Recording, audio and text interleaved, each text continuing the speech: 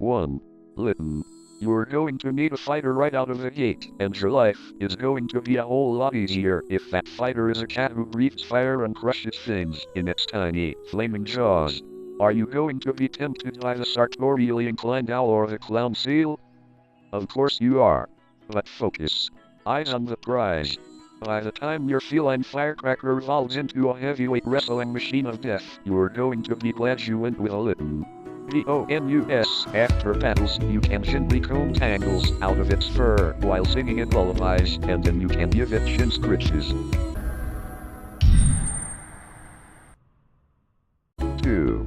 Primarina. I made a lot of time for Wonder Trade while I was playing Sun and Moon, and I received many a surprising and generous gift from trainers across the globe. If you got a level 23 Zubat named Weebazoo, that was me, and, I'm sorry. At some point, somebody gifted me Popplio, and I felt like I'd stolen someone's puppy. After I got over that feeling, though, I quickly realized that Primarina, the final evolution of Popplio, was a superb complement to my Incineroar. Having 2 fully evolved starters is an excellent way to get through the game, so get to Wonder Trading. 3. Tau Cannon. You want a Tau Cannon on your team because looks can kill. Well, not really. You want it on your team because it's got rather high attack power and you can get it quite early on in the game. Tau Cannon evolves from Pikachu, the goofy and omnipresent woodpecker that you encounter in the game's first battles, and which, on its own, isn't good for much.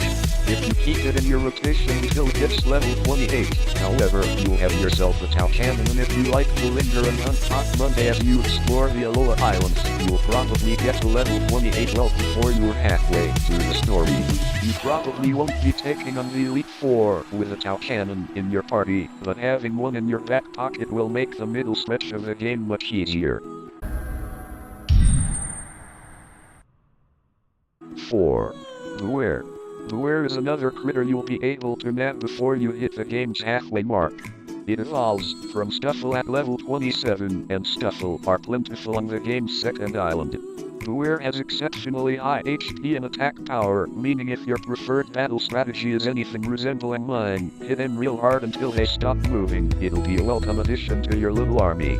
The trick here, and this is important to keep in mind, is that you want a fluffy teddy bear for your squad of Bestyle murderers.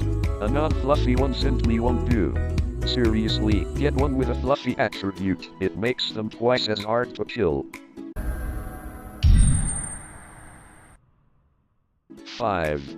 Vikavolt. This is one of the totem Pokémon that you fight during your island trials, though you won't be able to get your hands on one until later in the game. It's got relatively few weaknesses, and its special attack power is through the roof, so it's good to use against enemies that have high regular defense but are weak to special attacks, presuming, of course, your Primarina didn't finish them off first. This is another critter that you can get by evolving one of the earliest Pokémon in the game. Grubbin becomes Charjabug becomes Vikavolt. If you're in need of an electric Pokémon through the mid-game, you can always hang around the first city hoping to come across a Pikachu in the tall grass, but who likes Pikachu? Not many people, I wager. 6. Lycanroc, Midnight Form. Alright, I'm gonna level with you on a purely statistical basis. Lycanroc is an unremarkable Pokémon It packs a pretty good punch, but the rest of its attributes are middle of the road. You want Lycanroc on your team because of the intimidation factor. Look at those glowing eyes. Look at that wild fur. Your enemy is going to look at your team and see a range of personalities. Your Tau Cannon's ready to kill at a glance. Your Incineroar is hamming it up for the crowd. Your Beware wants a friendly hug, but a Lycanroc is a wild card. It has that mad gleam in its eye that lets an enemy know it's capable of anything. And it's a Monday-like that you've got to watch out for. They'll get you when you least expect it. 7. Palossand. You're going to want a Palossand in case your opponent has any Pikachus. Palossands hate Pikachus. Here is an image of a Palossand dragging a Pikachu to its demise. Seriously, though, a Pelossand comes in handy when you're up against a physical tank. It's got both high defense and special attack, meaning that against a physical fighter it's more likely to come out on top. Just don't let it get wet or frozen. A ghost/ground combo, Pelossand will also let you round out the types in your party nicely. You can get a Pelossand by evolving a Sandygast, which is easy to come by at Ano Beach on the second island. 8. Elizabeth. There's a trick to getting Elizabeth. You have to catch a Wimpod, which you can only do in a couple places and only once, where it'd be early enough to really give you an advantage. But if you manage to snag one of the cowardly trilobites, you'll be able to evolve it into this hulking behemoth as soon as it hits level 30. Elizabeth has crazy attack and defense and only 3 weaknesses, making it more than worth the effort of tracking down. If you haven't yet left Akala Island, go try to snag a Wimpod from just outside the Pokémon Center on Route 8. Just make sure you save before you do. Wimpods have a habit of running away, and they won't respawn for 24 hours in real-world time. Then we're just a few levels from this arthropod adventure.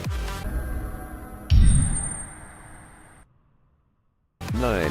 Metagross. Metagross is a steel/psychic Pokémon that has strong defenses against just about everything. If it bears a bit of a resemblance to a walking tank, well, that's probably intentional. It's been around for several generations, and I understand it's popular with Pokémon trainers because it's exceedingly sturdy. The only problem, of course, is actually acquiring one.